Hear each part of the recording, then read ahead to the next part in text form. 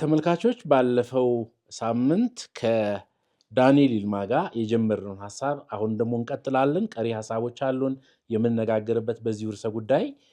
ዳኒ ባለፈው ሳምንት በጣም ብዙ ሐሳቦች አንስተናል። ዕቀበተ እምነት መሪዎች ወይም እዛ ላይ የሚያገለግሉ አገልጋዮች የሚነሳባቸውን የተለያዩ ጥያቄዎች አንስተን ተወያይተናል፣ ተነጋግረናል። በተወሰነ መልኩ ቀለል ባለ መንገድ እስከ መከራከርም ደርሰናል።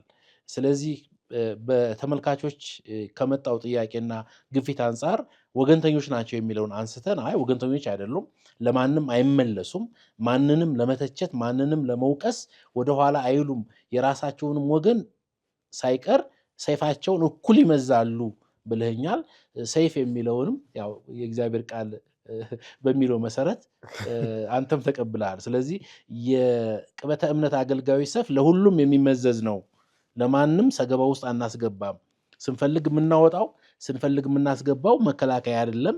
ሁሉም ከተሳሳተ በዛ ሰይፍ ሁሉንም እንቆርጣለን አይነት ነገር ተናግረሃል። ጥሩ ነው። እንግዲህ ተመልካቾች በዛ ደረጃ ከሆነ ያለው ተመልካቾች ናቸው የሚዳኙት። ግን ሐሳብህ በዚህ መንገድ በጠንካራ መንገድ ስላቀረብክ እኔም ተመልካቾችን ወክዬ ያሉትን ጥያቄዎች ይዤ በተወሰነ መልኩ ለመነጋገር ችለናል። ስለዚህ ጥሩ ውይይቶች አድርገናል ባለፈው ሳምንት በነበረን። ዛሬ ደግሞ ቀሪ ሐሳቦችን እየተነጋገር እንቀጥላለን። ተግዳሮቶቹን ባለፈው ሳምንት ስላየን በዚህኛው ሳምንት የዕቅበተ እምነት ጠንካራ ጎን የምትለው ምንድን ነው? በእኛ ሀገር በጣም ጥሩ። አሁንም አንዳንዶቹ ጥናቶች የሚጠይቁ ነገሮች ናቸው። ምልከታን ነው፣ ሀሳብን ነው የምናቀርበው። ባለ ጥናት ላይ የተመሰረተ ቢሆን የበለጠ ለተመራማሪዎችም የበለጠ ለአገልግሎቱም ላሉ ሰዎች ይጠቅማል በማለት ነው። ግን ምልከታችን ከዛም ከኛ ኦብዘርቬሽን ዝም ብሎ የራቀ ነው፣ ከእውነቱ የራቀ ነው ማለት አይደለም። ስለዚህ ዕቅበተ እምነት በእኛ ሀገር ጠንካራ ጎኖች በርካቶች አሉት። በተለይ በውስጥ የሚነሱ ጥያቄዎችን በውስጥ የሚነሱ ችግሮችን በመፍታት ሐሰተኞች ሲነሱ ቤተክርስቲያናት እያጠኑ ጉዳዩን እየተመራመሩ እያዩ አቋም የመያዝ ነገሮች እንደ ጠንካራ ነገሮች ማየት አለብን። ከዚህ በፊት ማለቴ በቂ ነው ብዬ አላስብም። ግን ሐሰት ትምህርት ነው በሚባለው ነገር ላይ ቤተክርስቲያናት አቋም ሲይዙ ተመልክቻለሁ። ሐሰት አስተማሪ ነው በሚባሉት ላይ አቋም ሲያዙ በእኛ እድሜ አይተናል። እና ብዙ ልጠቅስ እችላለሁ። የተወገዙ ተወግዘው ከቤተክርስቲያን የተገለሉ የቤተክርስቲያንን ጤናማነት በመጠበቅ ዙሪያ ጤናማ ቤተክርስቲያን እንድትኖር ትልቅ ጠንካራ ስራ ተሰርቷል ብዬ አስባለሁ። በቂ ነው ግን ማለት አይደለም። አሁንም ሾልኮ ቤተክርስቲያን ውስጥ የሐሰት ትምህርት አልገባም ማለት አይደለም። ግን በኢትዮጵያ ውስጥ ያለው ጠንካራ ጎን የዕቅበተ እምነት በውስጥ ያሉ ችግሮች ከውጭ ጋር ገና ነው ብዬ ነው የማስበው። በጣም ገና ያልበሰለ ከሌሎች ሃይማኖቶች ጋር የምናደርገው ዳያሎግ ንግግርም ከኤቲስቶች ጋር ከማያምኑ ሰዎች ከሚመጡ ከፈላስፎች ከሳይንሱ ዓለም የሚመጡ ጥያቄዎችን ኢንጌጅ በማድረግ ለነሱ መልስ በመስጠት በቂ ስራ በሃየር ሌቭል በቂ ስራ ተሰርቷል ብዬ አላስብም። ግን መጽሐፍ ቅዱስን ለመበራረዝ እምነታችንን ለመበራረዝ የሚመጡትን በመከላከል ደረጃ የኢትዮጵያ ቤተክርስቲያን ዕቅበተ እምነት ጠንካራ ጎን እሱ ላይ ነው ብዬ ነው የማስበው። በውስጥ ያሉ ችግሮች ሲነሱ እየተጠና አቋም ለመያዝ ያ ደግሞ ከቤተ ክርስቲያን መሪዎች ምዕመናኑን ጨምሮ የተንጸባረቀ ነገር ነበረ። በተለይ የወንጌላውያን ቤተ ክርስቲያናት ህብረትን አንዳንድ ቤተ እምነቶችን እንደ ምሳሌ መውሰድ እንችላለን። ሐሰተኞችን መርምረው ሐሰተኛ ናቸው ብለው ትምህርቶችን የመለየት ነገር ጠንካራ ነገር ነው ብዬ አስባለሁ። ደግሞ በማህበራዊ ሚዲያ የሚፈጠረው ተጽዕኖም በጣም የሚገርም ነው። ከሚጠብቀው በላይ ከሚገመተው በላይ እንደ ጠንካራ ጎን አሁን በዚህ ጊዜ ወስደዋለሁ። ምን ማለት ነው? በማህበራዊ ሚዲያዎች ወይንም በማስ ሚዲያም ቢሆን ሰዎች ሂስ ይሰጥብናል ወይንም እንተቻለን፣ እንነቀፋለን፣ ተመልካች አለ ብለው መፍራት እንዲጀምሩ አድርጓል። መፍራት ብቻ ሳይሆን በእርግጥም ተሰብስበው እነዚህ ነገሮች ለውጥ የሚያመጡበት ሁኔታ አለ። ዝም ብሎ ጩኸቶች አይደሉም። ዝም ብሎ እየተደጋገሙም ቢሆኑ ጩኸቶች ሳይሆን ልጓም ሆነዋል ብዬ አስባለሁ። ስለዚህ የጠንካራ ጎኑ በዚህ መልኩ ማየት እንችላለን። አሁን ደግሞ የጽሁፍ የፕሪንቲንግ ሚዲያ ውስጥ መግባቱ ደግሞ ሌላው ጠንካራ ጎን ነው። ከዚህ በፊት አንድ 10-15 ዓመት ወይ 20 ዓመት በፊት በጣም የተጻፉ ነገሮች በጣም ጥቂት ነበሩ። በፕሪንቲንግ ሚዲያውም በጽሁፉም እየተሰራጯል። አሁን በስነ ጽሁፉም የዕቅበተ እምነት ስራ እየመጣ ነው። በጣም የታወቁ ጸሐፊዎች በዕቅበተ እምነት አገልግሎት ቀዳሚ የነበሩ አንቱ የተባሉ አገልጋዮች አሉ በኢትዮጵያ ውስጥ። በእነሱ ጽሁፎች ደግሞ ጽሁፍ ሲሆን ብዙዎችን የመድረስ ነገር አለው። ሰነዱ ቋሚ ይሆናል። ለቤተክርስቲያን ማስተማሪያነት፣ ለሰዎች ሁሉ ማስተማሪያነት ስለሚረዳ እንደ አንድ ጠንካራ ጎን በስነ ጽሁፉ ዓለም በሚዲያው ውስጥ መግባቱን ማንሳት እንችላለን። ነገር ግን በቂ ነው፣ ጠንካራ ጎን አለን፣ ጠንካራ ነው ዕቅበተ እምነት በዚህ መልኩ ብሎ ምንኩራራበት ወይ ምንተኛበት አይደለም። በጣም ብዙ መሰራት ያለበት ነገር ነው ብዬ አስባለሁ። እንደገና ደግሞ ይሄ ከውጭ የሚመጣውን ጥያቄ መልስ በመስጠት ምዕመናንም በማዘጋጀት ምዕመናንም ከዚህ ጋር አብሮ በማገልገል ምንም አልተሰራም ማለት ይቻላል። ሌሎች ሃይማኖቶች የሚያነሱት ጥያቄ አለ።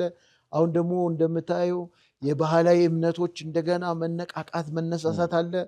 ከባህላዊ እምነቶች የሚመጣው ግፊት ቀላል አይሆንም ለክርስትና፣ ለወንጌላዊ ክርስትና።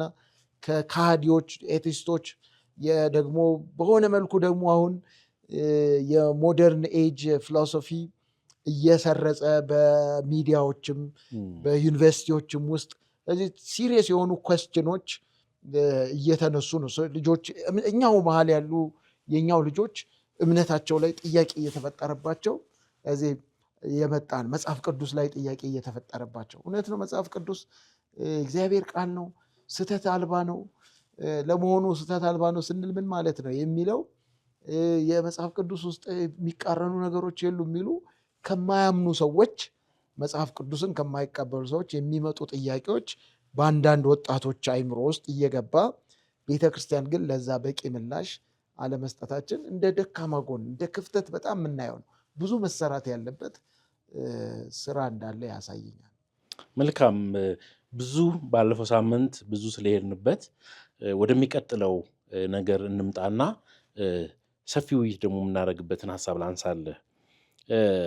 እንደ ሀገር ምን አይነት የዕቅበተ እምነት ስልት እንከተል ትላለህ? በዘርፉ ላይ ጥናት እያረክ ነው። ምን አይነት ስልት ነው የሚያዋጣው ለኢትዮጵያ? ምክንያቱም የአንድ ነገር ውጤት ስልቱም ይወስነዋል። ምን አይነት ስልት ነው እንደ ባለሙያ፣ እንደ አገልጋይ፣ እንደ ቆየ በዚህ አገልግሎት ላይ እንደሚጽፍ፣ እንደሚያነብ፣ እንደሚመራመር ሰው ለኢትዮጵያ የሚሆነው ምን አይነት ስልት ነው ብለህ ነው የምታስበው? ይህ አንዳንዱ በጣም ቴክኒካል እንሆናለን። ቴክኒካል መሆን የለብንም ብዬ አስባለሁ በዚህ መድረክ ላይ። ሆኖም ግን የተለያዩ ስልቶች አሉ። በአድማጮች ባለፈውም ሳምንት አንስተናል። የዕቅበተ እምነትን ስናስብ የተለያዩ ስልቶች አሉ። የዕቅበተ እምነት አገልግሎት በሰፊው ፋይዳውን ስናይ ከወንጌል ስርጭት አንጻር ቅድም ብለናል። ወንጌል ስርጭት አንጻር ትልቅ ፋይዳ ያለው ነው። ምክንያቱም ሰዎችን ለወንጌል አገልግሎት በወንጌል እንዲያምኑ የሚያዘጋጅ ነው። ማዘጋጃ ነው። በነገራችን ዕቅበተ እምነት ማዘጋጃ ነው። ሰዎችን አያሳምንም። ሰዎችን የሚያሳምነው ወደ ጌታ እንዲመጡ የሚያደርገው የእግዚአብሔር መንፈስ ቅዱስ ስራ ነው። ግን ያለውን ቆሻሻ ከፊት ለፊት እንቅፋት የሚሆንን ነገር መጥረግ አይነት ነው። መንገዱን ያዘጋጃል። ሰው እንዲያምን ወንጌልን እንዲሰማ ሰው መንገድ የሚከፍት ነገር ነው።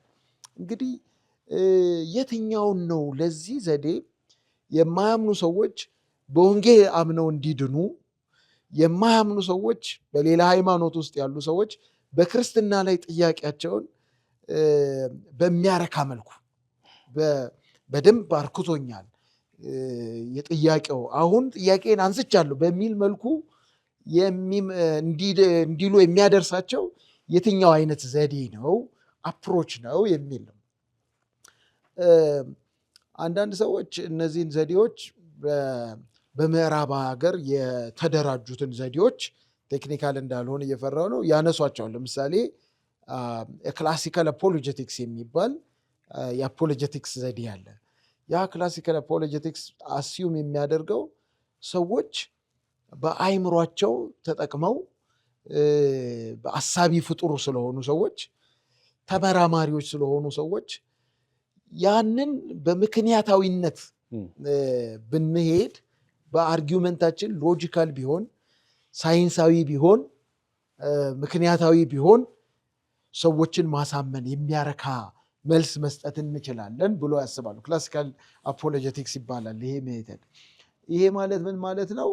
ለምሳሌ አዲስ አይደለም። ይሄም ሌላው ሰዎች በጣም መረዳት አፖሎጀቲክስ የሚባለው ዘዴውም ይሁን ራሱ ሀሳቡ በ21ኛው ክፍለ ዘመን ወይ በ20ኛው 19ኛው ክፍለ ዘመን የተወለደ አይደለም። በቤተክርስቲያን እድሜ ያለው የቤተክርስቲያንን ያክል እድሜ ያለው አገልግሎት ነው በመጽሐፍ ቅዱስ ውስጥ የምናገኘው። የቤተክርስቲያንን ብቻ ሳይሆን የመጽሐፍ ቅዱስን ያክል እድሜ ያለው ነው ብለን መውሰድ እንችላለን። ምክንያቱም በብሉይ ኪዳንም የቅበተ እምነት አገልግሎትን እናገኛለን። አዲስ ኪዳን መሰረት ብቻ ያለው አይደለም።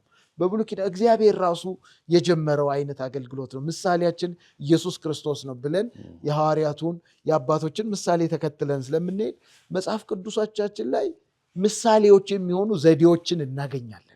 ወደዛ መለሳለን። መጽሐፍ ቅዱሳዊ ዕቅበተ እምነት ምን አይነት ነበሩ የሚለውን ለማየት እንሞክራለን። ግን በምዕራቡ ዓለም ደግሞ በ19ኛው ዘመን ከኢንላይትመንት ፊሎሶፊ ጋር ተያይዞ የሰዎች አስተሳሰብ በጣም ከፍ እያለ ሲመጣ ሳይንሳዊ የሆኑ መንገዶችን መከተል ተጀምሯል። ስለዚህ ክላሲካል አፖሎጀቲክስ ምናልባት በነ ቶማስ አኩይነስ ዘመን በሚድቫል ፒሪየድ ወደኋላም ሄዶ በነ አንሰለም ምናምን አይነት ብለን ብንወስድ በነ ኦገስቲንም ጊዜ የነበረ ሀሳብን አደራጅቶ መልክ ባለው ሁኔታ የተቀመጠ ነው። ምን ነበረ የቶማስ አኩይነስ መንገድ? ተፈጥሮንና አይምሮን በመጠቀም እግዚአብሔር የለም ለሚሉ ሰዎች እግዚአብሔር መኖሩን ማስረዳት እንችላለን ብሎ ማሰብ። በአይምሮና በምክንያታዊነት እግዚአብሔር የለም ለሚሉ ሰዎች ሎጂካል በሆነ አርጊመንት፣ ፊሎሶፊካል በሆነ አርጊመንት የእግዚአብሔርን መኖር ለሰዎች ማስረዳት እንችላለን፣ እምነትን ሰዎች እንዲቀበሉ ማድረግ እንችላለን የሚል አይነት አካሄድ ነው። ይሄ የምዕራቡ ነው። አሁንም ይሄ ከዛ ተከትሎ ደግሞ ኤቪደንሻሊዝም የሚል አንድ የአፖሎጀቲክስ ሜተድ አለን። ኤቪደንሻሊዝም የሚለው ከኤቪደንስ ጋር ከማስረጃ ታሪካዊ ማስረጃ፣ አሁን ክርስትና ታሪካዊ ሀቅ ነው፣ ታሪካዊ እውነት ነው። ስለዚህ ታሪካዊ ማስረጃ አለው። እውነተኛነቱን በታሪክም ኢምፔሪካልም በሆኑ ኤቪደንስስ ማስረዳት እንችላለን። ይሄ ከላብራቶሪ ከምናምን ጋር የተገናኛል። እግዚአብሔር መኖር በኤክስፐሪመንት በላብራቶሪ ሰዎች ማረጋገጥ አይችሉም። ግን እግዚአብሔር ራሱን የገለጸበት ታሪክን በመንተራስ ተፈጥሮን በማየት በሌሎችም አርኪኦሎጂካል የሆኑ ምርምሮች ሊሆኑ ይችላሉ፣ ሳይንሳዊ በሆኑ መንገዶች የሚነሱትን ጥያቄ መመለስ እንችላለን የሚል አይነት ነው። አይ እነዚህ ሁሉ ነገሮች አያዋጡም፣ በቃ አንዴ የሞተ ሰው ፕሪሰፖዚሽናል የሚባል የአፖሎጀቲክስ አይነት አለ፣ ሜተድ አለ። እሱ አንድ ጊዜ በቃ በእምነት የሌለው የሞተ ሰው፣ አይኑ የተደፈነ ሰው፣ ልቡ የጨለመ ሰው በቃ መቼም ቢሆን አይድንም። ያ በተአምር ካልዳነ እምነት በጣም አስፈላጊ ነው። በመንፈስ ቅዱስ ኃይል ካልመጣ ያ ሰው በአይምሯችንም በኤቪደንስም በምንም የሞተውን ሰው ልንቀሰቅሰው አንችልም የሚል ሪፎርምዶች የሚከተሉት ፕሪሰፖዚሽናል አይነት የሚባል የቅበተ እምነት አለ። ሌሎችም ልንጠራ እንችላለን። ኤግዚስተንሻል አይነት፣ ፕራግማቲክ አይነት፣ የሚሰራ ነገር ሁሉ እውነት ነው የሚል በተለይ አሁን የፖስት ሞደርን ውስጥ ስለሆን ኢትዮጵያ የፖስት ሞደርን አፖሎጀቲክስ ምን አይነት ነው ብለን ብንወስድ የፖስት ሞደርን አፖሎጀቲክስ ካልቸርን፣ የፖስት ሞደርን አፖሎጀቲክስ ኮንቴክስትን ማዕከል ያደረገ አውድን ማዕከል ያደረገ መንገድ ነው። ሞደርኒዝም በጣም ቴክኒካል እንዳንሆን ሞደርኒዝም እውነትን በተመለከተ የሞደርኒዝም ዘመን ፍልስፍና እውነት ዓለም አቀፋዊ ነው፣ ሁሉም ሰው የሚቀበሉት ነው፣ ተጨባጭ ነው፣ ተመዛኝ ነው፣ አካባቢያዊ አይደለም ምናምን ሲል ስለነበር ፖስት ሞደርኒዝም አንዱ ትልቅ ቻሌንጅ ለተግዳሮትም ነው ለአፖሎጂክስ። በነገራችን ላይ አይ ዓለም አቀፍ የሚባል እውነት የለም አለና መጣ ፖስት ሞደርኒዝም። ዓለም አቀፋዊ የሚባል እውነት፣ ተጨባጭ ተመዛኝ የሚባል እውነት የለም። እውነት አንጻራዊ ነው፣ እንደየአካባቢው እንደየሁኔታው የሚለዋወጥ ነው የሚል አይነት ስለሆነ የፖስት ሞደርን ፍልስፍና ራሱ ይሄ ለአፖሎጀቲክስ ትልቅ ተግዳሮት ሆኖ መጥቷል። በነገራችን ላይ አሁን እኛ እንግዲህ በኢትዮጵያ ኮንቴክስት ውስጥ የትኛው ዘመን ላይ ነን ብለን ስናስብ ሞደርንም ፖስት ሞደርንም መሆናችን መረጋገጥ አለበት። የኢትዮጵያ ኮንቴክስት ምን ይመስላል? ተጨባጭ ሁኔታው መጠናት አለበት። የሰዎች ስለልቦና፣ የሰዎች እውነትን የመረዳት አቅም፣ እውነትን በምን መንገድ ነው፣ እውቀት ምንድን ነው ለሰዎች በኢትዮጵያ ውስጥ እውቀት ማለት እውቀት በምን ይገኛል? ይሄንን ያገናዘበ የኢትዮጵያን ባህል ተጨባጭ ሁኔታ ጥያቄዎች ያገናዘበ። በምዕራቡ ዓለም ያለ ጥያቄ በእኛ ሀገር ያለ ጥያቄ የተለያየን። በዕቅበተ እምነት ውስጥ እግዚአብሔር የለም ባይነት ፒውር የሆነ ኤቲይዝም በኢትዮጵያ ውስጥ ትልቅ ቻሌንጅ አይደለም። ስለዚህ የምዕራቡ ሀገር ኮንቴክስት ውስጥ ያለ ዘዴ በቀጥታም እዚህ ይሰራል ብዬ አላስብም። አይሰራም እኛ ሀገር። ምክንያቱም ጥያቄዎቹ ራሱ የተለያዩ ነው። ኤቲይዝም ወደ የእኛ ችግር አይደለም። አሁን ባይዘዌ የአፍሪካ ችግር ሆኖ አይደለም። አያውቅም ኤቲይዝም ክህደት ማለት በደርግ ዘመን በኮሚኒስት ሀገራት እግዚአብሔር የለም የሚለው አርተፊሻል እንደሆነ ወይ ዝም ብሎ አድርባዮች የፈጠሩት እንጂ ከዛ በፊት በንጉሱ ዘመን ወደኋላ ሄደ ስታይ በጠቅላላ አማንያን የሆኑ አማኝ የሆነ ማህበረሰብ ድንገት ተነስቶ አማኝ ሆኖ አድጎ ያንን ወርልድ ቪው በጣም እንትን ሆኖ ናቹራሊስት ሆኖ ሊያድግ አይችልም። በድንገት ሰው ወደ ኤቲስትነት መለወጥ አይችልም። ውስጡ ያለ እውነት ስለሆነ ማለት ኢምቦርን የሆነ እውቀትም ስለሆነ እግዚአብሔር መኖር። ስለዚህ ሲያድግ የኖረበትን እምነት ለውጦ የእግዚአብሔር የለም የሚል ቻሌንጅ የለብንም። ስለዚህ የእኛ ቻሌንጅ ምንድን ነው ብለን እናጥና። የእኛ ቻሌንጅ የኢትዮጵያውያንና አፍሪካውያን ምናልባት ከአኒሚዝም ጋር የተገናኘ ከሆነ አኒሚዝም የሚባለው አይነት የእግዚአብሔር በብዙ አይነት እግዚአብሔሮች ማመን ነው። የእኛ አይነት ችግር የአፍሪካ ችግር እግዚአብሔር የለም ማለት አይደለም። ብዙ እግዚአብሔርን ማምለክ ነው። ወይንም ተፈጥሮን ማምለክ ነው። ወይንም እንስሶችን ማምለክ ነው። የተፈጠረን ነገር እግዚአብሔር ነው ብሎ መከተል ነው። ወይንም ደግሞ አንዱ ያ ትልቁ ሁሉን የሚገዛው ፈጣሪው እግዚአብሔር አይታወቅም፣ ልንደርስበት አንችልም። ሌሎች ትንንሽ በቅርባችን ሌሎች እግዚአብሔር የሚወክሉ ያስፈልጉናል የሚል አይነት ችግር ነው ያለብን።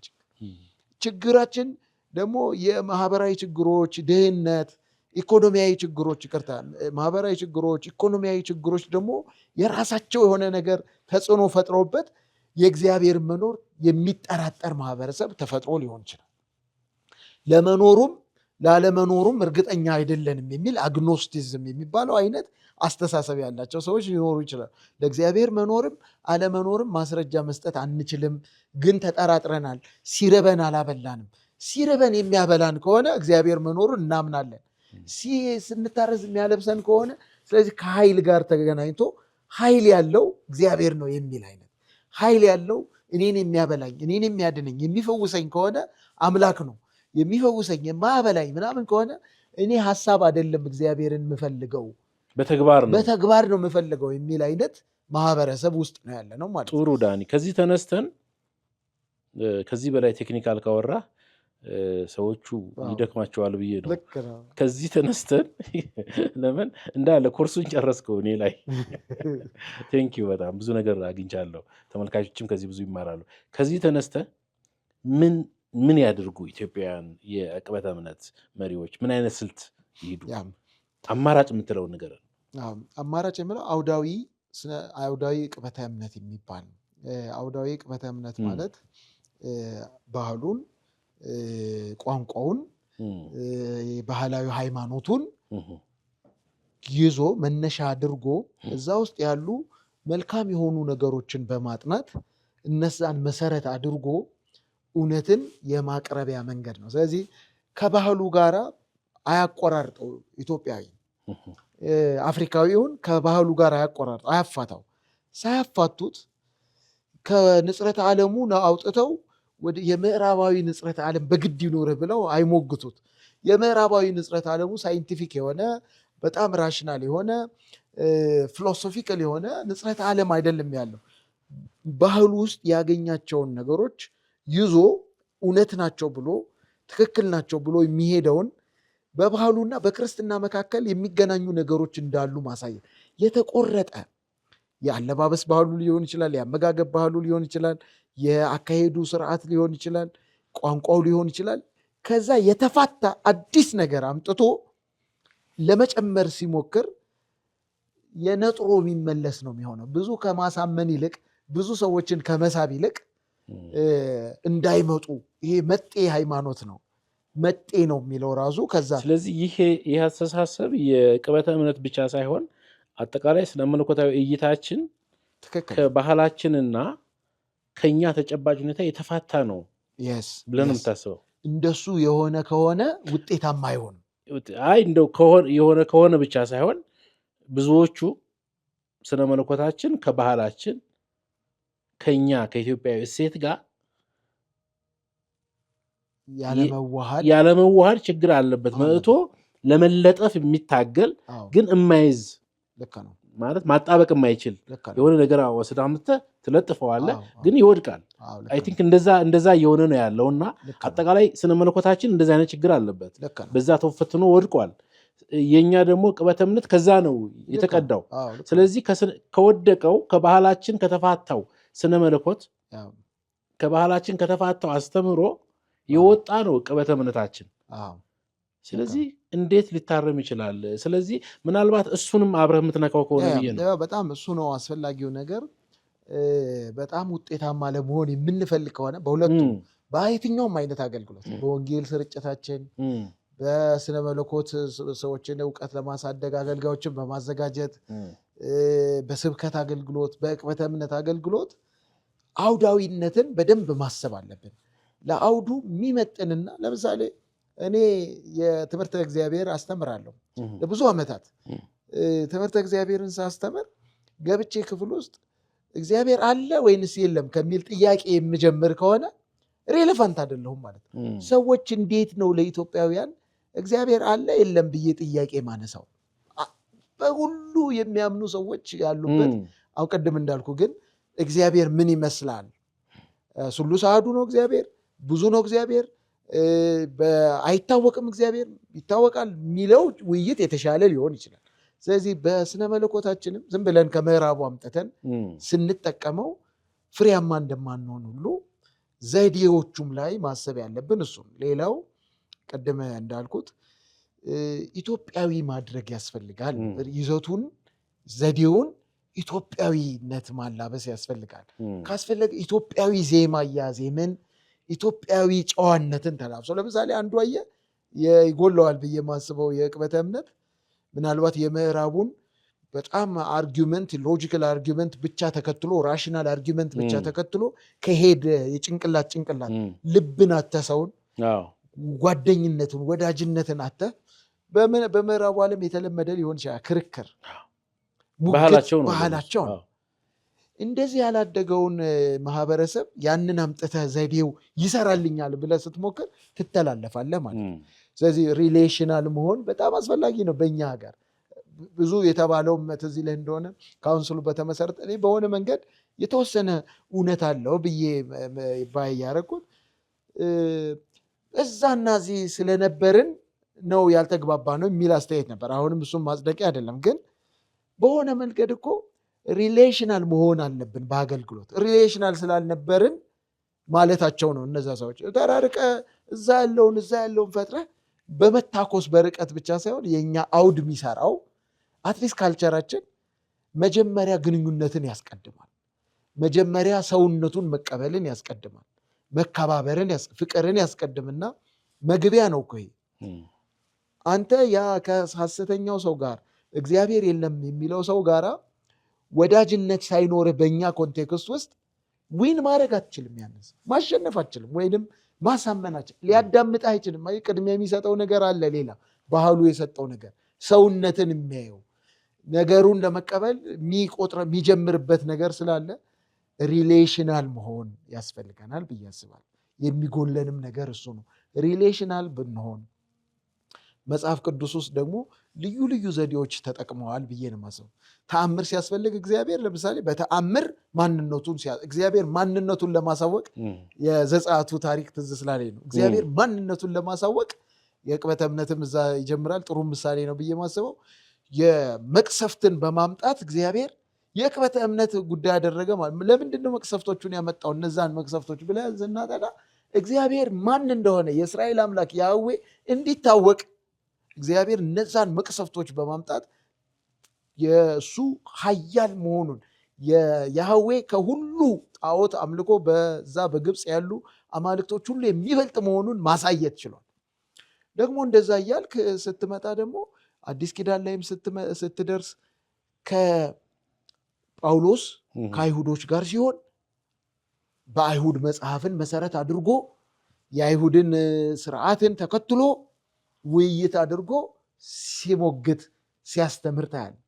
ግሪካውያንንም ሲያገኝ ግሪካውያኑን መስሎ በግሪካውያኑ መጽሐፍት የተጻፉትን ፍልስፍናዎችን በማንሳት ሀሳባቸውን እየተዋሰ ሲያቀርብ ታያለ። ኮንቴክስቹዋል ማለት እሱ ነው። ግሪካውያኑ ጋር ሲሄድ እንደ ግሪካዊ ሰው፣ ሮማውያኑ ጋር ሲሆን እንደ ሮማውያን ሰው፣ አይሁዶች ጋር ሲሄድ እንደ አይሁድ በመሆን የሚመጥን ቋንቋ ይጠቀማል። መግባባት የሚችሉበትን መነሻ ነገሮች ከዛ ውስጥ ያገኛል ማለት ነው። እነዚህ ዘዴዎችን ብናስብባቸው ጥሩ ነው ብዬ አስባለሁ። መልካም፣ በጣም ጥሩ ነገር እያነሳን ነው። አንድ ነገር ላንሳል ዳንኤል ይልማ፣ ቅድም በተወሰነ መልኩ ነካክተነዋል፣ ግን ተጨማሪ ነገር ባለፈው ሳምንት ካየነው ጋር ተያይዞ እንዲሄድ ነው። የዕቅበተ እምነት አገልጋዮች ርህራሄ ይጎላቸዋል የሚል ክስ አለ። ትስማማለህ በዚህ? ወይም ክስ ስልህ ቃሉ ተጠነከረ ሰዎች ስሞታ እንደዛ አይነት አስተያየት ይሰጥባቸዋል። ይህን ነገር አይተሃል አንተ? በአንተ እይታ? አይቻለሁ። ግን ባህሪው ነው የዕቅበተ እምነት ባህሪው ነው ብዬ ነው ማስ የአገልግሎት የሚጠይቀው አንድ ነገር እንደሱ አለ። መጨከን የሚጠይቅ ነው። ምክንያቱም አንዳንድ ጊዜ ቃሎቹ በመጽሐፍ ቅዱስ ላይ ተጋደሉ የሚላል ለቅዱሳን አንድ ጊዜ ፈጽሞ ስለተሰጠ እምነት እንድትጋደሉ የሚል አይነት ሀሳብ እናገኝ። ተጋድሎን ቃል ተጋድሎ አላቅም፣ እኔ ወታደር አይደለሁም፣ ግን ብንወስድ ተጋድሎ የውትድርና ቃል ሊሆን ይችላል ወይ የስፖርታዊ ቃል ሊሆን ይችላል። ትግል ይጠይቃል፣ መጨከን ይጠይቃል፣ መጋደል። ያንን ነገር ግብ ያለው ይመስላል፣ መተናነቅ ያለው ይመስላል። ትክክል ነህ ዳኒ። መጋደልና መግደል ይለያያሉ። ሀሳቢ ገብተዋል። ጭካኔው እንደው ቃላቱን በግማሽ ከአንተ ልዋስ ብዬ ነው። መጋደል ጥሩ ነው፣ ለእምነት መጋደል ጥሩ ነው፣ በጣም ጥሩ። ግን በእምነት መግደል ደግሞ በጣም በእምነት ይገላሉ ብዬ አላስብም። ጭካኔ እኮ ስለ ጭካኔ አይደለም፣ ጭካኔያቸው ለእውነት ነው። አየህ፣ ቤተክርስቲያንን ለመጠበቅ እውነትን ለመጠበቅ እምነታቸውን ለመጠበቅ መጨከን አለባቸው። ሐሰተኛውን ሳይቀባቡት ስህተቱን ወይ እውነት ያልሆነውን ነገር በጣም ፖለቲካሊ ኮሬክት ለመሆን ሳይጥሩ ፍርጥ አድርገው መናገር ያስፈልጋቸዋል። ለምንድን ነው መሰለህ? ይህ አፕሮች ሁለት አይነት አድማጮች አሉን ብለን እናስብ። ቀብተህ ብትናገር የሚገባቸው፣ ቀብተህ ግን ባትናገር ማይገባቸው፣ አካፋውን አካፋ ዶማውን ዶማ እንድትላቸው ደግሞ የሚፈልጉ አሉ። ስለዚህ ርህራሄ መጉደል ሳይሆን ነው የምለው እኔ አንዱ እንትኑ ማስተላለፉ ነገር የመጠበቁ ነገር ዘብ መቆም ነው፣ ዘበኝነት ነው። ይሄ ጥሩ ቃል ይመስለኛል። ዘበኝነት ነው፣ የቤተ ክርስቲያን ዘበኝነት፣ የእውነት ዘበኝነት ነው። አቃቢያኑ የእውነት ዘበኞች ናቸውና አትገባም የሚባለው ኖ አትገባም ማለት መጨከን አለባቸው እንጂ እየተደራደርክ የሚጠፋ ነገር አለ። እየተደራደርክ እሳት እየነደደ ድርድር አትይዝም። ቶሎ ብለህ ታጠፋለህ ማለት ነው። እሳት እየነደደ ነው፣ ቶሎ መጥፋት አለበት። እየበላ ነው። አደጋ አምጡ። እንደሱ ነው። ወዲያው ነው። አየህ፣ ወዲያው ነው መመለስ ያለባቸው። አገልግሎቱ ምንድን ነው መሰለህ? ሚዲያ አሁን ስለተጀመረ ሚዲያ ወይንም ደግሞ ማንኛውም አይነት እሳት ነው፣ ሄዶ ብዙ ሰዎችን በአንድ ጊዜ ይበክላል። ብዙ ጥፋት ከመጥፋቱ በፊት ያለ ርኅራኄ ሰዎች ላይ አይራሩም። ሰዎች ላይ ማይራሩት በጣም አዝናለሁ። በተለይ ሰዎች ላይ ማይራሩ ካሉ አሁን እኛ ርኅራኄም አይራሩም የሚለው ትችት ለሰዎች አይራሩም ከሆነ በእውነት ለሰው ማይራሩ ከሆነ ቅድም እንዳልኩት አገልግሎታቸው ጥያቄ ውስጥ መግባት አለበት። የኔም አገልግሎት ለሰው ማራራ ከሆነ ያጠፋ ሰው እንዳይድን፣ የሳተ ሰው እንዳይመለስ፣ ውጭ ያለ ሰው በወንጌል አምኖ እንዳይገባ ወደ ቤት ርኅራኄ እንዳይመጣ በቃ እሱ እንዳይድን የሚል ከሆነ በጣም ማራራው ርኅራኄ የለን የሚለው እውነቱን በማስጠበቅ ሂደት ውስጥ ሀሳቦች ላይ ጨክነው ሀሳቦች ላይ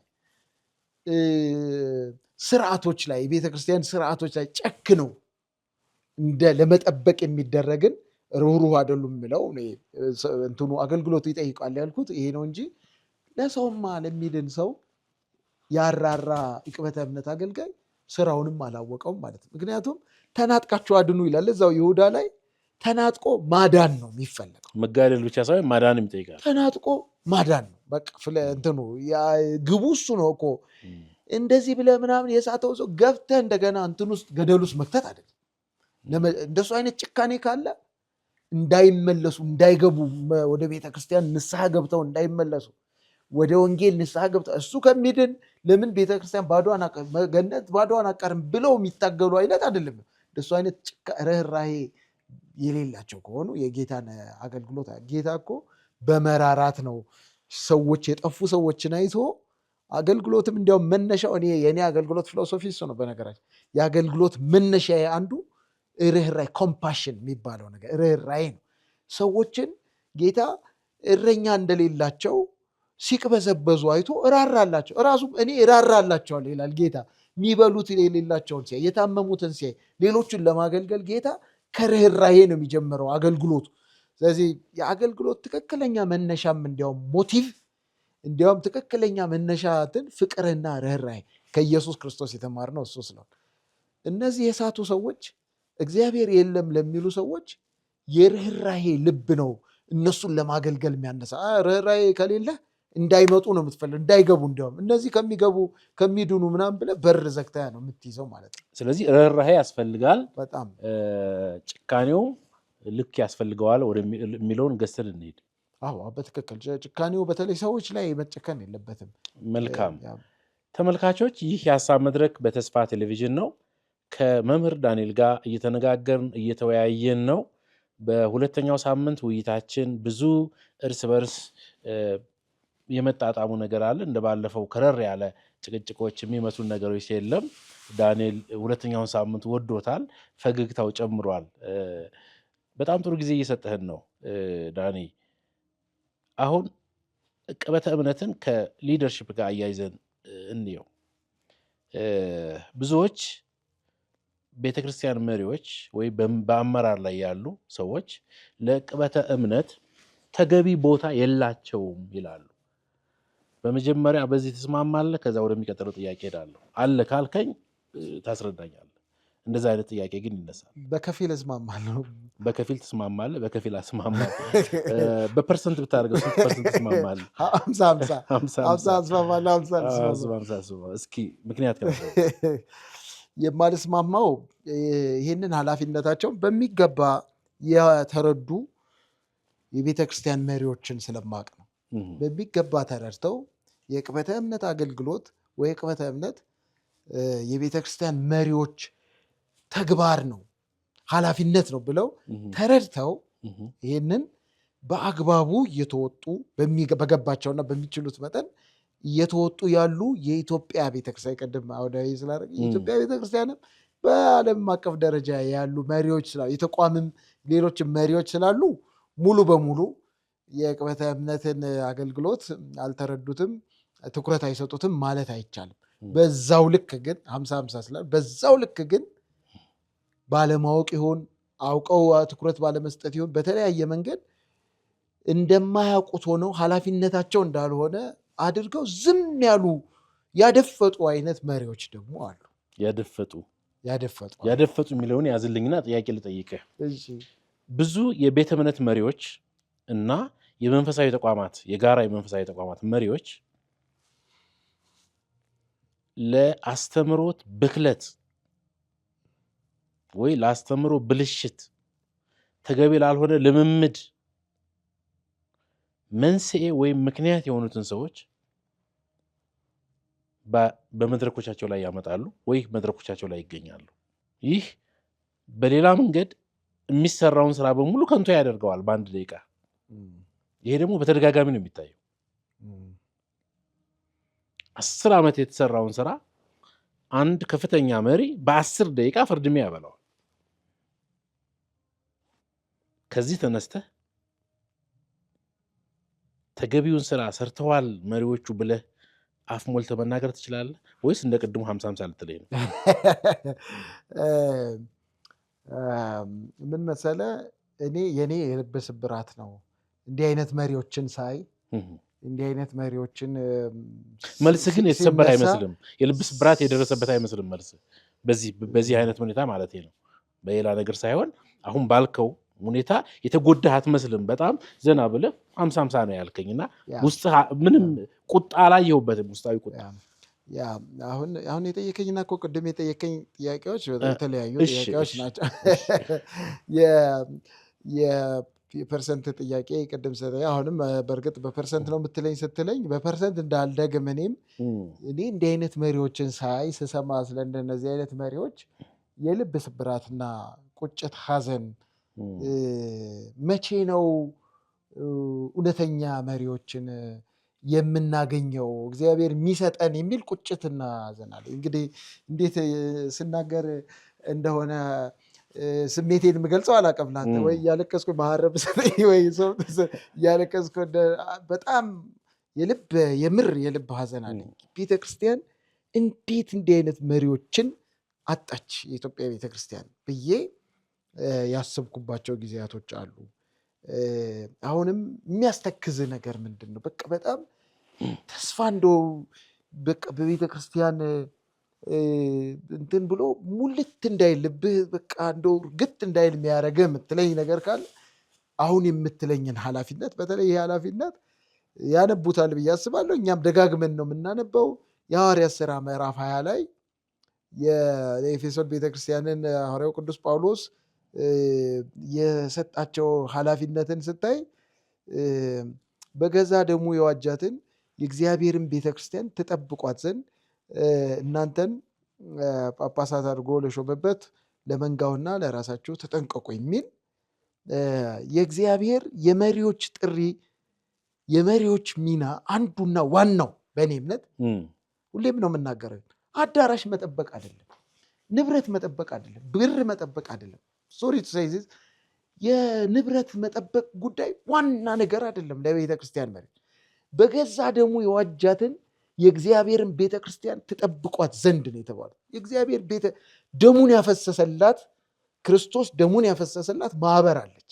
ክርስቶስ ደሙን ያፈሰሰላቸው ሰዎች አሉ፣ ቤተ ክርስቲያን የሚባሉ እነሱን ትጠብቋቸው ዘንድ እናንተን እግዚአብሔር መሪ አድርጎ ሾሟችኋል ነው ጳውሎስ ሚል። እናንተ መሪ የሆናችሁት ቤተ ክርስቲያን በክርስቶስ ደም በጣም በትልቅ ዋጋ ዝም ብሎ በብር አይደለም፣ በሚሊዮን ብር አይደለም፣ በቢሊዮን አይደለም፣ በክርስቶስ ደም በአንድያ ልጁ ደም እግዚአብሔር ደሙን አፍስሶ እንዲያውም የእግዚአብሔር ደም ነው።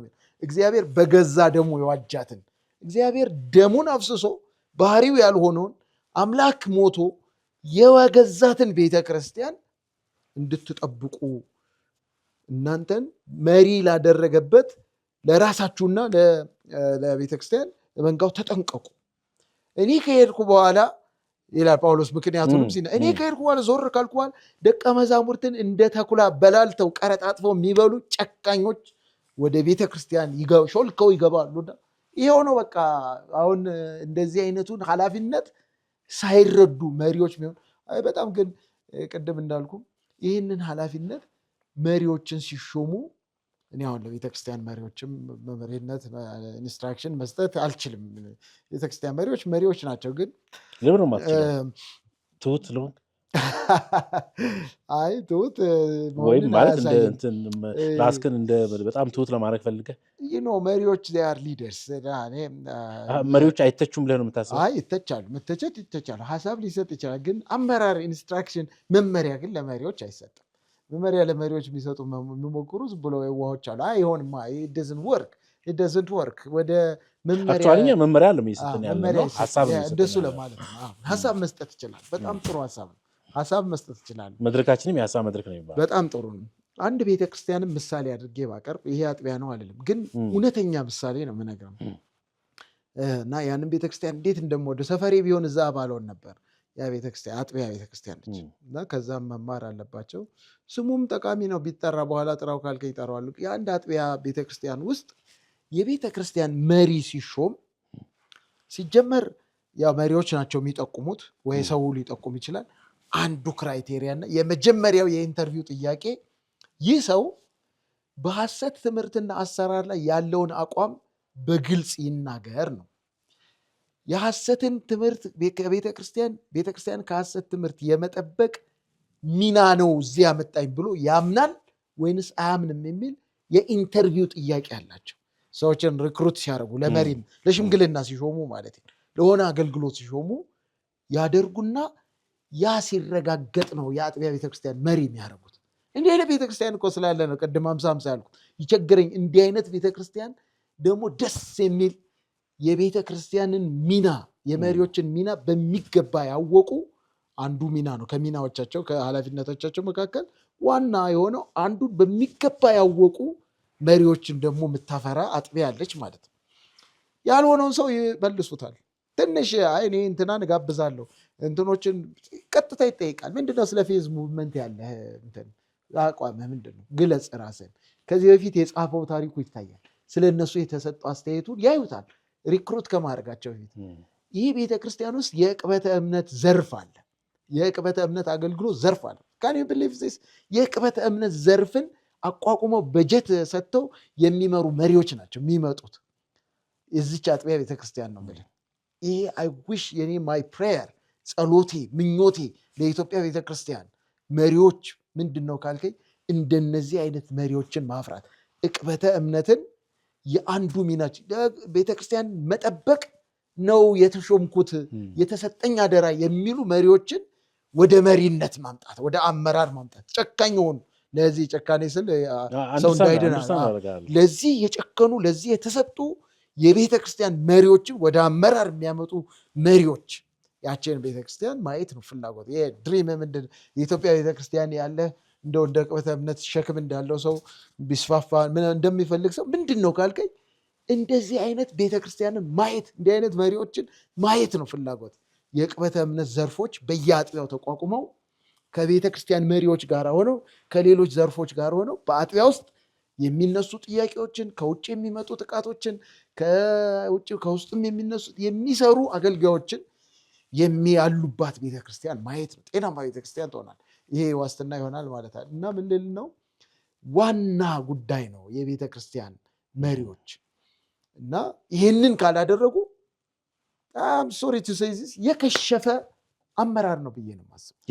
የከሸፈ አመራር ነው። ቤተክርስቲያንን ከሐሰት የማይጠብቅ በክርስቶስ ደም የተገዛውን መንጋ የማይጠብቅ አመራር የከሸፈ አመራር ነው ብዬ ነው የማስበው። እንደው መቼም እኔ እስካሁንም ስለ አመራር ነው የምናነሳው። ይሄ የክርስቶስን ቤተክርስቲያን ከስህተትና ከውስጥና ከውጭ ጥቃት መጠበቅ ራሱን የቻለ የመሪነት አገልግሎት ነው። በጣም ዕቅበተ እምነት የሚያገለግሉ ወንድሞችና እህቶች መሪዎች ናቸው። በዛ ማይንድ ሴት ነው እየተነጋገርን ያለ ነው እና በዚህ ዘመን ብቃት እና ተነሳሽነት ያላቸው መሪዎችን እንዳጣን 100% አይደለም፣ በተወሰነ መልኩ ብዙዎች ይስማማሉ። ዳንኤል ይልማ በዚህ ላይ ምንድን ነው የሚለው? አንዱ የወቅቱ የአመራር ተግዳሮት በጥናትም በእኛም ከዚህ በፊት በሰራ ነው በቡድን ሆነን አንተ የምታውቀው ጥናት ውስጥ ከመሪነት ጋር የተያዘው አንዱ ችግር የብቃት ችግር ነው፣ የተነሳሽነት ችግር ነው የሚል በዛ መመለስ መታደስ በሚለው ጥናት ጽሁፍ ወይም ሀሳብ ጽሁፍ ውስጥ ተካቶ አለ እና በሌሎችም የሊደርሺፕ መጽሐፍቶች ውስጥ በተለያየ የምናየው የዘመኑ የመሪነት ችግር አንዱ ችግር የብቃትና የተነሳሽነት ችግር ነው። ያ ብቃት እንግዲህ ስንል በርካታ ዳይሜንሽንስ አሉት። የእውቀት ነው አንዱ፣ ስኪል ነው አንዱ፣ ካራክተር ነው አንዱ ብቃት ስንል። በተለይ ጢሞቴዎስ መጽሐፍ ቅዱስ ውስጥ በግልጽ ሐዋርያ ጳውሎስ የጻፈው መልእክት ውስጥ ለጢሞቴዎስ መሪነትን ሲሾም እነዚህን የብቃት መስፈርት ብሎ የሰጠው ውስጥ እውቀትን እናገኛለን፣ ስኪልን ክህሎትን እናገኛለን። እንደገና ደግሞ ባህሪን ካራክተርን እናገኛለን። እንደ ብቃት ያላቸው መሪዎች ማጣት የቤተ ክርስቲያን የመሪነት ክራይሲስ ነው ብለን በጥናቶችም በምንም እየተረጋገጡ ነው። እና እኔም ይሄንን ባይ አደርጋለሁ። ይሄ እንግዲህ ሁሉንም ማለታችን አይደለም፣ ግን ቅሬታዎች አሉ። በጣም ልብ የምትጥልባቸው እግዚአብሔር ያብዛልን ብለህ አንድ መሪ ሁለት መሪ ነው ብዬ አላስብም። ቤተክርስቲያን መምራት በኮሌክቲቭ ሊደርሽፕ በቲም ሊደርሽፕ ነው ማምነው። አንድ ሙሴ ምናምን በሚል አላምንም። በቲም ሊደርሽፕ ብዙ መሪዎች ናቸው ለአጥቢያ የሚያስፈልጉት። ለቤተ ክርስቲያን፣ ለኢትዮጵያ፣ ለሀገር ብዙ መሪ ነው የሚያም ኮሌክቲቭ ሊደርሽፕ በጣም አስፈላጊ። ስለዚህ አንድ ቢኖርም አለን ማለት አይደለም። ብዙ 10 መሪዎች 20 መሪዎች በምንፈልግበት ውስጥ አንድ ብቻ አግኝተን አለን ማለት አይደለም። ብቃት የሌላቸው መሪዎች፣ ተነሳሽነት የሌላቸው፣ በተለይ እነዚህ ሁልጊዜ በጣም ኢምፖርተንት የሆኑ ናቸው። እውቀትና ክህሎት ባህሪ አስፈላጊ ነው። እውቀት ስንል አንዱ ይሄ ነው ማለት ሚናውንስ ያውቃሉ። አንዳንዴ ግራ የሚገባኝ መሪዎች ቅድም እንዳልኩት ያችን ቤተክርስቲያን ምሳሌ አድርገው ቢወስዱ ያልኩት መሪዎች ሲመጡ ምን እንደሚማሩ አላውቅም። እኔ እድል ገጥሞኝ ስልጠና ለመስጠት እድል ገጥሞኛል። የመሪነት ስልጠና ማለት መሪዎች ሲሾሙ ትምህርት ይሰጣቸዋል። አንዳንድ ቦታ ትምህርት በቃ ዝም ብሎ ይገባሉ። ምንድን ነው መካተት ያለበት ብዬ በጣም ያሳስበኝ ነበር ስጋበዝ። ለመሪዎች ለአዲስ መሪዎች መሪነት አገልግሎት ውስጥ ስራቸውን የተሾሙ ሽማግሌዎች ስልጠና ስትባል ምንድን ነው የሚካተተው ብዬ በደንብ ነው ያሰብኩት። አንዱ እንግዲህ የመሪዎች ዋና ዋና ኃላፊነትን ማንሳት አለብን።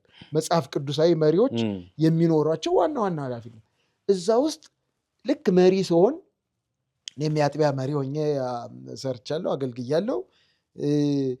መሪ ሲሆን አንዱ ስራዬ መጠበቅ የሚለውን መያዝ አለብን። እኔ ይበላለጣሉ ብያለሁ። ልክ እንደ ሚሽን እና ኢቫንጀሊዝም፣ ሚሽን ዲሳፕልሺፕ እና ኢቫንጀሊዝም የቱ ይበልጣል ብታይ ሁለቱም እኩል የቸርች ሚሽን ናቸው፣ እኩል ናቸው መሄድ ያለበት ቫሊዩም መሰጠት። የመሪ ተግባራት ውስጥ ብንዘረዝራቸው እኩል ዋጋ የሚሰጣቸው ከመጠበቅ ጋር ሌሎች ሊኖሩ ይችላል። መጠበቅ ግን ያነሰ አይደለም። መንጋውን መጠበቅ፣ እረኛ ስራው መጠበቅ ነው፣ ማሰማራት ነው፣ መመገብ ነው። ያንን የማይሰራ መሪ ነው አሁን ብዙ የምናያቸው። አንድ ነገር ላንሳልህ ዳንኤል፣ ተመልካቾችም እኔን አንተን ሳይሆን እኔን በበጎ ይመልከቱኝ። ገና ቀድሜ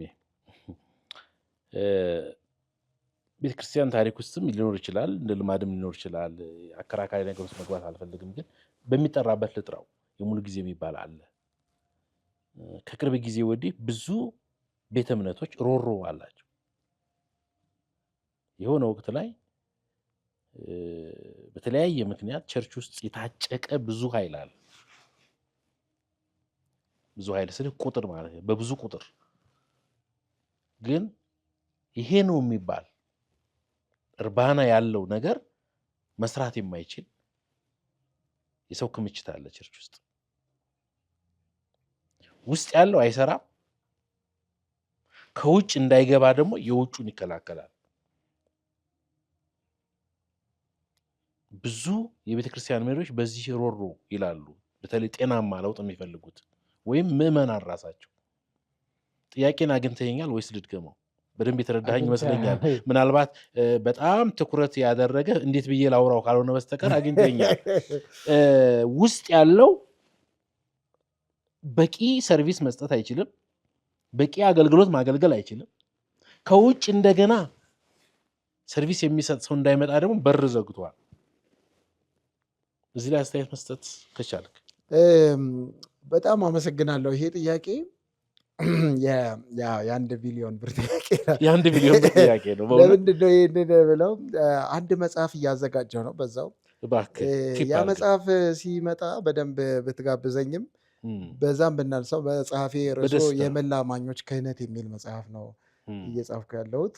በእርግጥ ቴሲሴን ነው ወደ መጽሐፍ እየለወጥኩ ያለሁት። የመላ አማኞች ክህነት። ይሄ በጣም አስፈላጊ ርዕስ ነው። ሴንሲቲቭም ርዕስ ነው ያነሳው። በተለይ አማኞች ሁሉ ካህናት ናቸው ብለን የምናምን የአዲስ ኪዳን አማኞች ወይ ቤተክርስቲያን አሁን ያነሳናቸው ጥቂት ስለሆኑ ደግሞ ካህናት ነው ምና አይ ዶንት ኖ አገልጋዮች፣ ሁላችንም አገልጋዮች ነን። በአገልጋዮች መካከል ሌሎች አገልጋዮች አሉ። የፋንክሽን ልዩነት ነው ማለት ጉዳዩ ዘርዘር ያለ ነገር በጣም ያስፈልጋል። እኔም የኢትዮጵያ ቤተክርስቲያን አንዱ ችግር እዚህ አካባቢ ነው ብዬ አስባለሁ። ይሄ ሙሉ ጊዜ ያልሆነ አገልግሎት የሚባለው ራሱ በደንብ ዲፋይን መደረግ አለበት። ምን ማለት ነው? ፊሎሶፊው ምንድን ነው? መጽሐፍ ቅዱሳዊ ነው ወይ? እንዴት እንረዳው የሚለውን እኔ በመጽሐፌ አድሬስ ለማድረግ ሞክሬያለሁ። ግን ከዛ ቀጥሎ ማነሳው አሁን እንዳልከው አንተም ያነሳውን ጥያቄ ለማድረስ ለማድረግ ለአሁን ቤተክርስቲያን ውስጥ በጣም ብዙ አገልጋዮች በሙሉ ጊዜ አገልግሎት ውስጥ ተቀምጠው ግን ቤተክርስቲያንን ሁኔታ ስናይ፣ ስራዎቹን ስናይ፣ ፍሬውን ስናይ፣ እድገቱን ስናይ ባሉት ልክ ባለው አቅም ልክ በሰው ብዛት ማለት ይሄድ አይደለም የሚል ጥያቄ አለን። የልብ ሀዘንም ነው። እኔ ሁለተኛ የልብ ሀዘኔ ነው። ምናልባት ዛሬ ሁለት ሀዘን አነሳው መሰለኝ። ተመዝግቦልሃል። በጣም በልቤ ያዝናለሁ። ስለ ቤተክርስቲያንን ሳስብ ኢትዮጵያን አንዱ የሚያሳዝነኝ ነገር ቢሮዎችን፣ የአገልግሎት መድረኮችን የያዙ ሰዎች በህዝቡንና ቤተክርስቲያንን የሚመጥን አገልግሎት መስጠት የሚችሉ ናቸው ወይ? ከቻሉ ደግሞ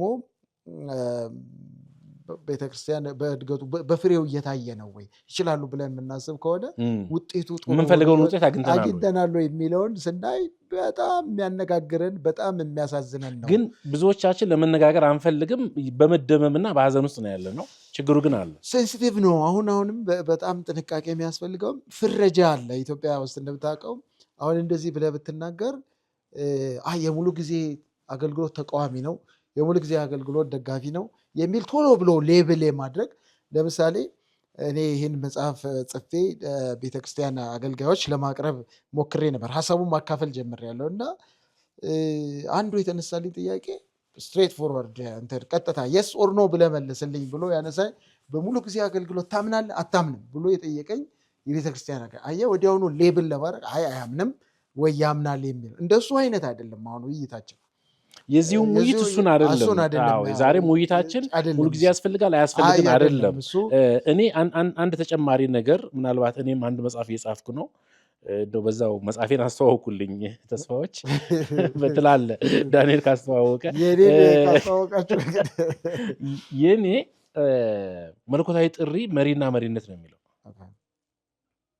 መለኮታዊ ጥሪ መሪና መሪነት ነው የሚለው። በእኔ ንባብና አሁን የሰራሁት ባለሁት መጽሐፍ ይዘት እግዚአብሔር በመለኮታዊ ጥሪ መሪዎችን ለመሪነት ይጠራል የሚል እሳቤ አለኝ። ይሄ ከሙሉ ጊዜ ግንኙነት ጋር የሚገናኝ አለ። አይ ቲንክ መታመን ይመስለኛል። በጥሪ በጣም ነው የማምነው። በቃ በጥሪ ካመንክ አንጣላም። የኔ ችግር አሁንም ያንተ መጽሐፍ አለማየቴ ጥሩ ነው። ደፍሬ ለመናገር አክቹዋሊ እኔ በተፈጥሮ ደፋር ነኝ፣ ጸጋው ስላለኝ የድፍረት ጸጋ የለም መጽሐፍ ቅዱስ አለ ስላለ የሙሉ ጊዜ የሆነ ሰው መሪ ነው የሚለው ስህተት ነው ብዬ ነው የማምነው። ሰው ሙሉ ጊዜ ስለሰጠ መሪ ነው ብዬ አላምንም። መሪነት ከጥሪ ጋር ነው፣ ጥሩ እይታ ነው። ከጥሪ ጋር ነው የሚያያዘው። ከዛ ብቃት ክህሎት ምናምን እያለ ትቀጥላለህ። ግን ሰው ጊዜ ስለሰጠ በዛ ቅጽበት መጥቶ ወንበር ላይ መቀመጡ ነው የኢትዮጵያ ቤተክርስቲያን በሽታ። አንዴ ላቋርጥ። በአንድ አጥቢያ ቤተክርስቲያን ውስጥ መሪ በነበርኩበት ጊዜ፣ አሁንም እንዳልኩት ሽማግሌ በነበርኩበት ጊዜ ውስጥ ተመሳሳይ ሀሳብ አንስቼ በተለይ ማንኛውም ሰው ይመጣና በቲፎዞ ቤተክርስቲያን ውስጥ ይሾም ይባላል። ከኋላ ቀስቅሶ ምናምን ቀስቅሶ ይመጣል። ቲፎዞ አለ። አንተ መንፈሳዊ ሰው ነህ፣ ትጸልያለህ፣ መመዘኛዎችን ታያለህ። ያን አገልጋይ ይሾም አይሾም ብለህ ታስብበታለህ። በደንብ ጊዜ ተወስዳለህ፣ ምክንያቱም ኃላፊነት ስላለብህ። በዛ ሰዓት ምንድን ነበር ያነሳሁት? አትሊስት በእኛ ቤተክርስቲያን ያለውበት ቤተክርስቲያን ይቅርታ፣ እኔ ያለው ቤተክርስቲያን ሊተች ይችላል ሰዎች ላይ። በእኛ ቤተክርስቲያን የሙሉ ጊዜ አገልጋዮች ሁሉ መሪዎች ናቸው ወይንም የመሪ ስብስብ አባላት ያደርጋል። አይ አንዱ የፊሎሶፊ ልዩነት እንዳለ ታያል። ምንድን ነው ማለት ነው? ሁሉም ይገባሉ ማለት ሳይሆን ተወካያቸው ይገባል። የመሪ ተወካይ ሆኖ ቤተክርስቲያንን ሊመራ ወንጌላዊው ይገባል፣ አስተማሪው ይገባል፣ ነብዩ ይገባል፣ ሐዋርያው ይገባል ማለት ነው። የመሪ በውክልና መሪ ውስጥ ይገባል። መጋቢዎች እንዳለ ይገባሉ። አዎ። ከዛ ምን ጥያቄ ያነሳው እንግዲያውስ ምንሾማቸው ወንጌላውያን አትሊስት እንደዚህ እንኳን ይሄ ፊሎሶፊ ስላለ ምንሾማቸው ወንጌላውያን በምንሾማቸው አስተማሪዎች ነገ ቤተክርስቲያንን የሚመሩ ናቸው ማለት ነው። በዚህኛው ቤተክርስቲያን ስርዓት ማለት ስርዓቱ የቤተክርስቲያን መሪዎች ያመኑበት ይሄ ነው፣ የመጽሐፍ ቅዱሳዊ ብለው ያመኑበት ነው። ይሄ ሊተች ይችላል፣ ሊጠየቅ ይችላል ብዬ ነው የማስበው። ልክ አይደለምም ብሎ መሞገት ይቻላል ብዬ አስባለሁ። እድሉም አለ። ግን እነዚህ ሁሉ ሰዎች መሪ ስለሚሆኑ አንድ ሰው 8ኛ ክፍል ገና ያልጨረሰ የቤተ ክርስቲያን ሙሉ ጊዜ አገልጋይ ወንጌላዊ አድርገን መሾም አለብን አሉ። ይቅርታ ይነዘል እንግዲህ ነባራዊ ሁኔታን በመካድ ስለ አዲስ አበባ ስለሆነ ማወራው እውነት ነው። ስለ አዲስ አበባ ስለሆነ ማወራው ነገ እኮ ይሄ ልጅ 8ኛ ክፍል ያልጨረሰ ልጅ ወደ 8 አልፎ 8 ሚኒስትሪ ያላለፈ የቤተ ክርስቲያን መሪ ቁጭ ብሎ ስለ ቤተ ክርስቲያን መጨረሻ ጉዳይ ወሳኝ ሊሆን ነው፣ መሪ ሊሆን ነው። ይፈቅድለታል፣ እንትኑ ይፈቅድለታል። የሚከለክለውም 8ኛ ክፍል ስለሆነ አትሹም የሚልም የአገልጋዮች ሹመት መመሪያ የለም።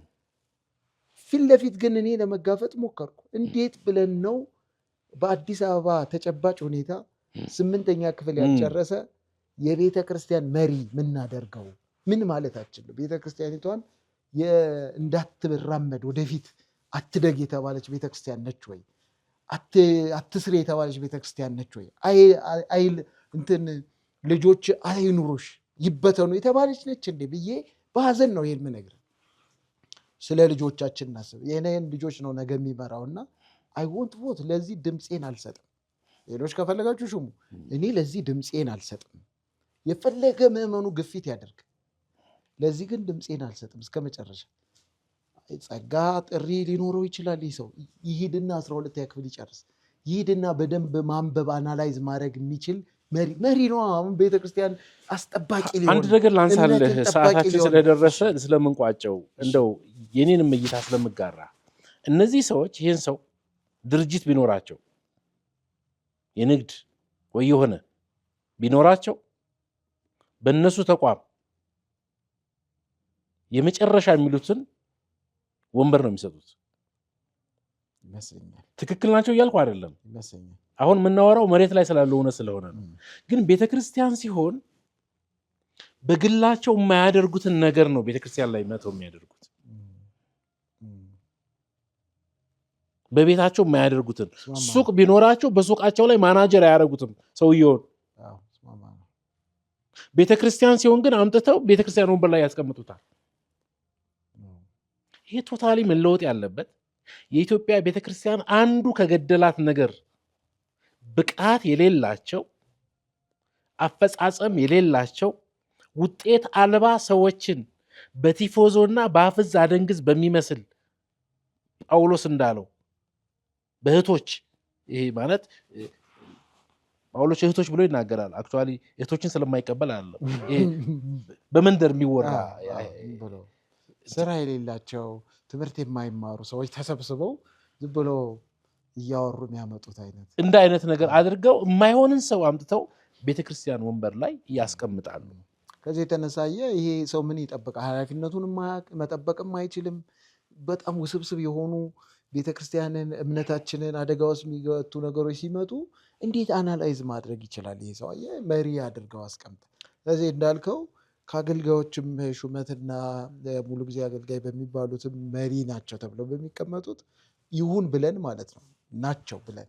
አሁን አንተ መሪ ጥሪነት ነው ብላ እኔም ጥሪ እንደሆነ ነው የማምነው።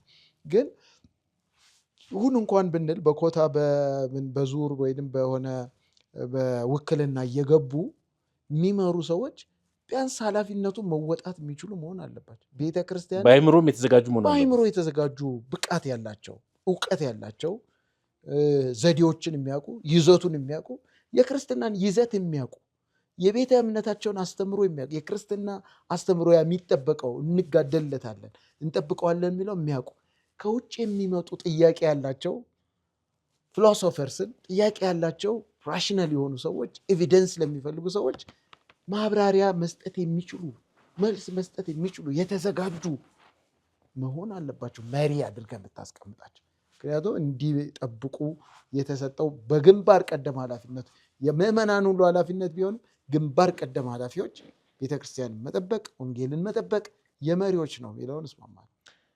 ዳንኤል ይልማ ባለፈው 2 ሳምንት በሐሳብ መድረክ ተገኝተህ ለሰጠህን ጥልቅና በራስ ተነሳሽነት የመጣ ሙግት ክርክር የሌለበት ፈገግታ የተጨመረበት ጣፋጭ ጊዜ ስለሰጠን እጅግ አድርገን እናመሰግናለን። እኔም አመሰግናለሁ። አድማጭ ተመልካቾቻችን ይህ የሐሳብ መድረክ በተስፋ ቴሌቪዥን ብቻ። ይህን ፕሮግራም እንድትከታተሉ ከኛ ጋር ሆናችሁ ሐሳብ እንድትሰጡን ጥያቄ ቢኖራችሁ ደግሞ በሐሳብ መስጫው ሳጥን ላይ እንድታስቀምጡ እንጋብዛችኋለን። ተስፋ ቴሌቪዥን ተከታተሉ። ለብዙዎች እንዲደርስ ሼር እና ላይክ አድርጉት። ይህ የሐሳብ መድረክ ነው። ሻሎም